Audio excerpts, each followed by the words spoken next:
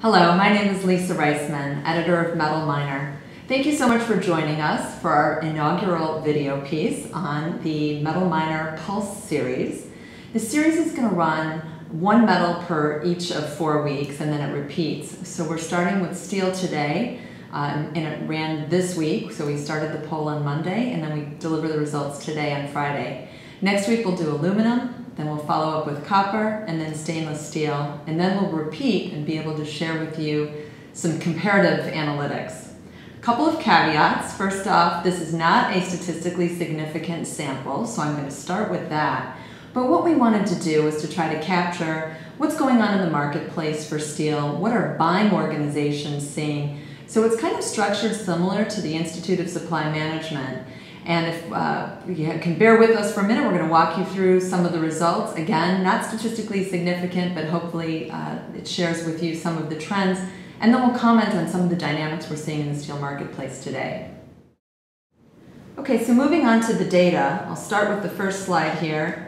There's not a lot to talk about again, not statistically significant. I think we want to look on the pricing. 45% of our participants said that they saw steel price increases in the last 2 weeks, as opposed to the 33% that saw decreases. However, when you compare that to lead times, typically when you see a market in pressure, price pressure, and the market is increasing in price, you would expect lead times to start moving out. And clearly we're not seeing that.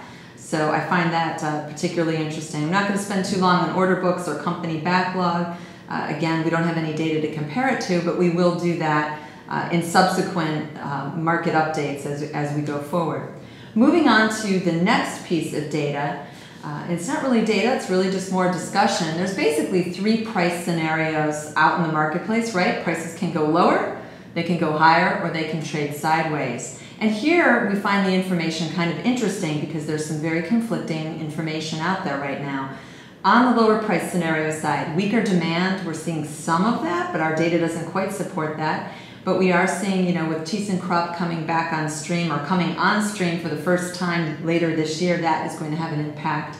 As well as ArcelorMittal potentially losing some market share, maybe wanting to grab some of it, looking at some price adjustments. We've heard some discussion about that. And we know that in certain segments of the market, imports are indeed up, and that's creating some competition. The case for higher prices is very interesting. On the raw material side, we still are seeing some upward price pressure, particularly for scrap products. If you look at the latest steel benchmarker price release on September 13th, we saw some upticks there on shredded scrap, the #1 heavy melting scrap, as well as busheling scrap, all in single digits, but again, placing pressure up. We are seeing domestic producers maintain excellent capacity utilization rates. When we say excellent, we mean really trying to match supply with demand. However, mill order books are also looking good too, and perhaps even better than they have throughout the year. So again, more higher price pressure scenarios here. And demand has looked good. We've noted that Caterpillar is expecting good results this quarter, so we are seeing some demand there. Obviously, the third opportunity is the market could trade sideways, and we are so far in the position that, as our Metal Miner point of view, is the market probably is trading sideways, but we have seen the downturn of that market stop, and now we see prices starting to creep back up. They were coming down later in the summer, but they seem to be going back up. We will see you hopefully next week for our next edition of our Aluminum Market Pulse. Thank you so much.